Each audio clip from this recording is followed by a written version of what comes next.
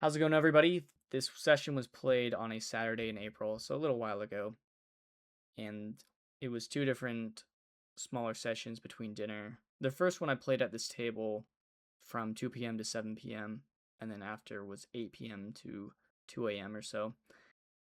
So this first table was rather nitty, wasn't super fun to play at. I was probably the youngest guy there by at least a decade. And this first hand, we have Jack 3 of spades on the button. We have a limp from the hijack. And normally I would just raise or fold here, but I decided to call. We're going to have ultimate position here. We have a hand that doesn't really want to get raised and called. So I decide to limp and ends up checking. By the way, under the gun also limped. Also, by the way, PokerScope had a new update to the software, so I no longer have to crop out these action, future action below. So you'll be able to also follow previous action to the left here. Flop is King, King, 10 with two spades. So we have a flush draw, backdoor straight draw. And under the gun leads out for over the size of the pot. So immediately thinking this player's range is primarily going to be King X, maybe some straight draws and flush draws. Nothing else really wants to bet here. I don't think any lower pocket pairs. Maybe a 10 does this as well, but we're certainly not going to fold with the spade draw so early in the hand. So we call, and the other two players get out of the way. Turn is a 9, so we now pick up a gut shot here to the queen, and it's also two-tone, so any black card completes a straight, or a flush rather. And then under the gun ends up going 15 here. Excuse me again. And at this point, I really don't think that he has a king very often. So maybe there's an argument for raising right now, especially with a combo draw like we have. Problem is, we also have Jack high, so we're not really ever getting value here, and it's a pure bluff. And if I don't think this guy has a king, I don't know if I really want to raise and try and get a call from a 10 on the turn and then make that fold on the river. So I call again. Also, something to be noted is it says I have 120 behind. I cover it under the gun, so he's actually the one with 120. And river's a 3, so we do make a pair here, but it doesn't really matter, right? And under the gun just doubles the size of the last bet. And at this point, I'm pretty sure he just never has a king, never has a strong hand. Probably just a misdraw, so I just come over the top here all in. And under the gun folds. It says he needed another black card, so I assume he probably just had some kind of spade draw. He was under the gun and he limped, so I can certainly see him having some ace-x of spades in his hands. And after the hand, he's talking to someone next to him, and he's like, 100% he had a king. So pretty nice to take that one down. All right, I've got the next hands loaded in, so hopefully we don't need to do any more cuts. In this next hand, I've got pocket kings on the small blind, and Cutoff, who is an actual OMC. He's literally drinking a cup of coffee at the table. He decides to raise, and I don't think I've seen him raise a single hand. I'm pretty sure he's only been limping, so this is pretty alarming when we've got pocket kings. Button, who's another old man, calls, and I don't want to just call from the small blind. It seems pretty weak, so I decide to make it 50. And Cutoff, he goes in there and he makes it $101. And at this point, I'm like, okay, I guess I'm just set mining with kings. Button calls as well, so this is just terrible. I can't jam here because I just am almost certain that he's got aces. But we can't really fold either for this price. It's 50 to win 250, so yeah, we call, and we do not hit a king. Instead, we have a backdoor flush draw. And I check, Cutoff just jams for pot. So I'm like, all right, well, I'm cooked. And then the button calls. So the thing is, even though Cutoff's all in, Button isn't actually all in. He's got me covered, so. Or I believe I had him covered. So he's got another 150 behind. So my thoughts are, I might as well realize my equity and then also try and win the side pot versus the Button, who likely doesn't have anything better than me. I really don't know what Button has at this point. I assume he probably has a top pair, such as Ace Jack or something like that. And also by jamming, I get to realize my equity. I maybe have 5% equity to hit a flush if Cutoff doesn't have the ace of spades. And I also have, 10%. So about 15% versus aces with no spade. So I jam, button just makes the side call. So now, yeah, as you can see, 13%, but that's because, queens could also win 9% of the time. And what do you know? Aces versus queens versus kings. No spades, so however it works out. And I do end up winning the side pot, which is $314 here. So I do lose about $100-something on the hand, but, really not the worst result when you lose to aces. Yeah, so, I mean, I don't know if I could have played this much different. If I really wanted to exploit, I could actually just play this as a pure set mine and just call from the small blind, knowing that nobody's going to reopen the action, and if they do, like, maybe I can actually just fold pre. I have no idea. I've never folded kings before the flop, I believe, so. But if there was ever a time to do it, it would be right here. Anyways, next hand. 10-9 suited on the cutoff, and the hijack opens. I decided to call here, which this is a new table, by the way, so I think that's fine, considering these players aren't going to be as tight. But also, like, I'd probably prefer to 3-bet this one. And flop is ace-jack king. Hijack bets 15. We've got a backdoor flush draw and a cut shot to the queen, so I decided to call here, knowing that if I raise, it's going to, probably get called, because hijack's going to have a stronger range than me here. Turns a 7, so now we're double guided. We can hit a queen or an 8. Hijack bets 15 again, and this is looking pretty familiar to that last hand where I had a draw and I was in position calling. So I just call again. At this point, maybe I should just raise, honestly, but, maybe I can just turn this into a river bluff. And what do you know, it bricks out, so I just decided to jam all in for pot. I mean, I'm not actually all in, it's the hijack. I need to really work on making the effective stack correct here. But I put him all in, and he folds, so pretty nice one. I think it's a little bit risky trying to get, maybe an ace to fold here. I don't know if an ace is checking the river. Maybe they are, but I don't know. I think they would probably just want to bet, considering how short they are. Next hand, I've got aces under the gun. And this is actually a button straddle pot, so that means that the button just posts 6 blind.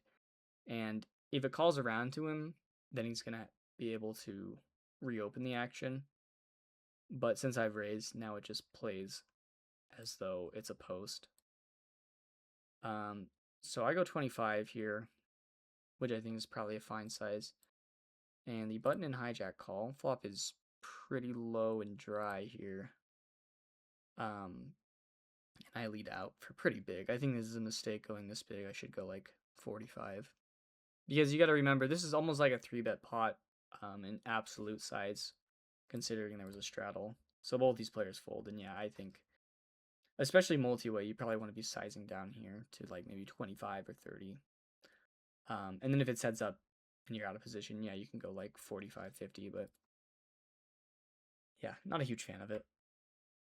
Then we get aces again on the small blind this time. Cut off limp, so I make it 18. I think you can maybe go bigger, like just go 21 or 20 or whatever. Because you're going to be out of position, so you really don't want to give them a good price to see a flop here. But that's what I end up doing. Flop is 3, 4, 5.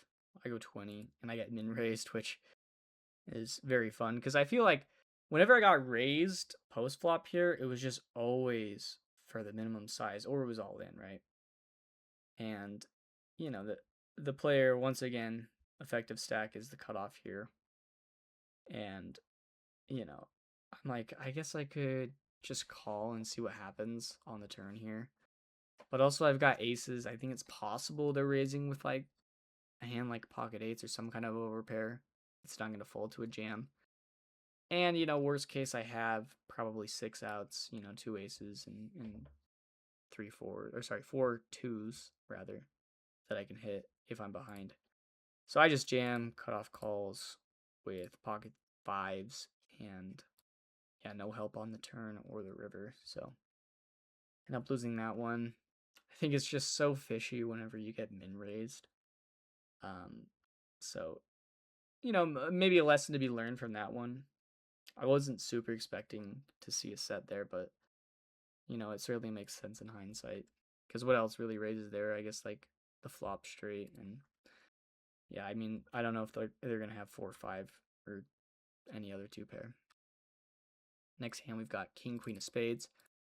Under the gun, 2 opens, so I 3-bet. This is kind of a mistake. I meant to only go to 3x, but instead I go 4x to 40 here, and the button actually calls behind, which is interesting.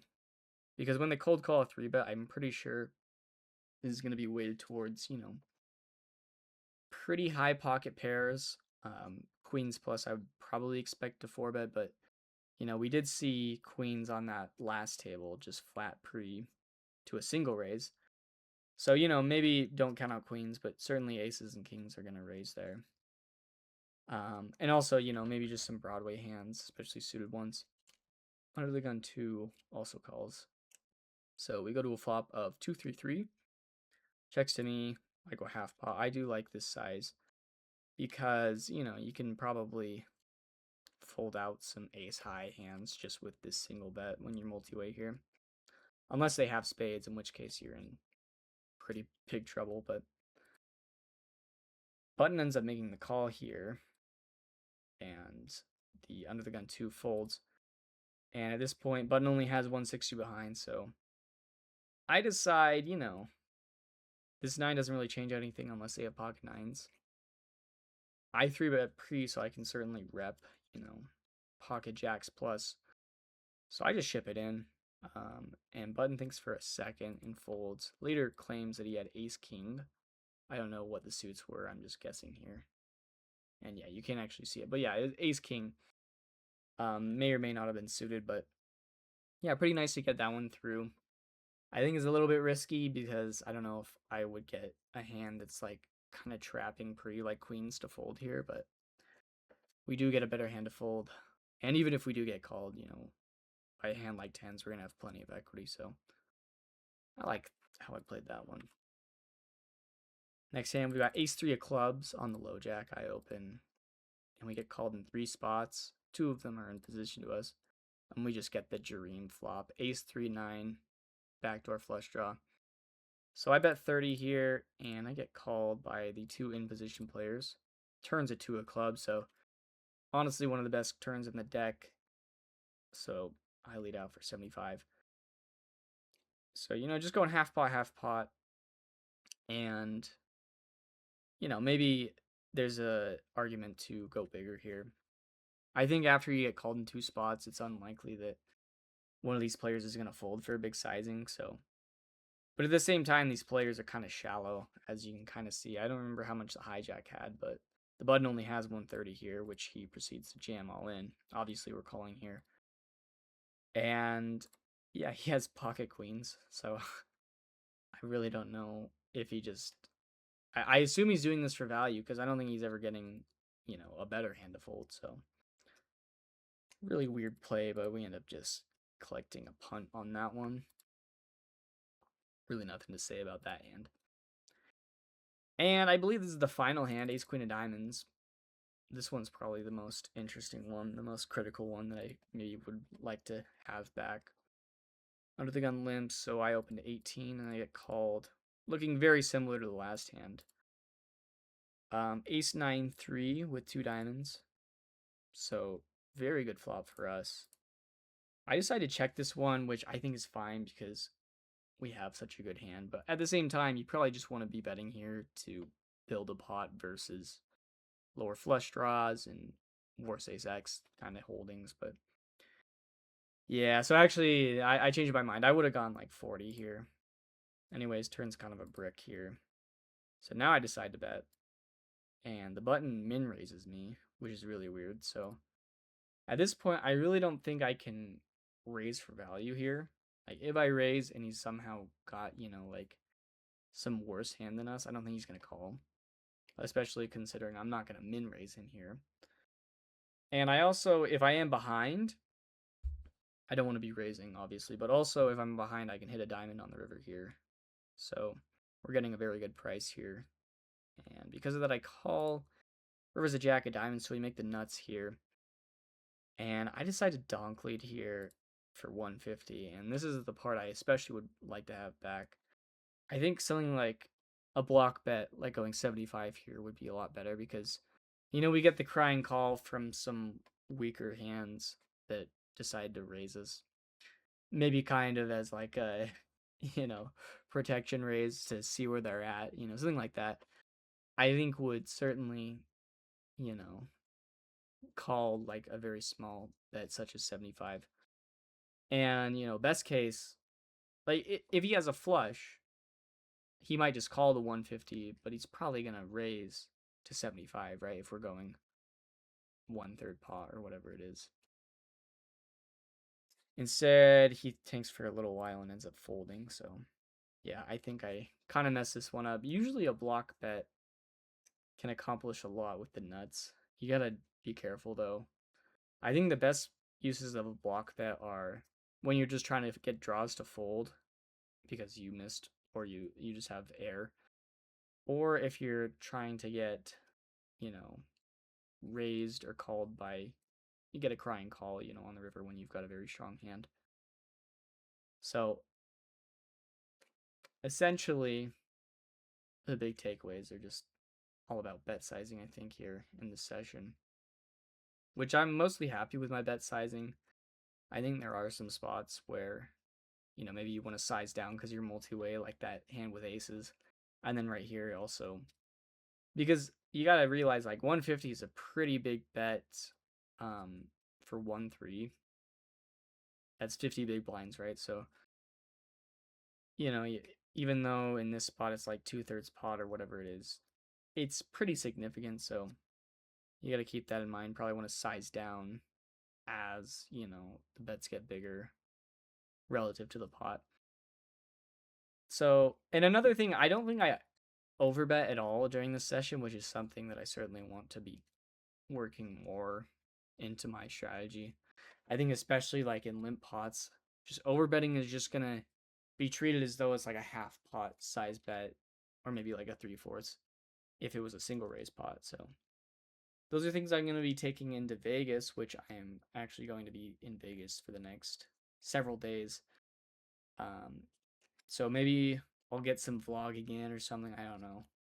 I haven't really figured it out, but certainly going to be doing some hand reviews from Vegas. So hope you guys look forward to that. So anyways, thanks for watching.